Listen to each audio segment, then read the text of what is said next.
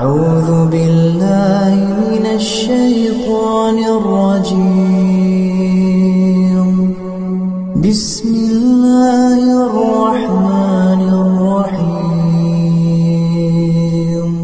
تبارك الذي بيده الملك وهو على كل شيء قدير، الذي خلق الموت والحياة ليبلوكم أيكم أحسن عملا، وهو العزيز الغفور.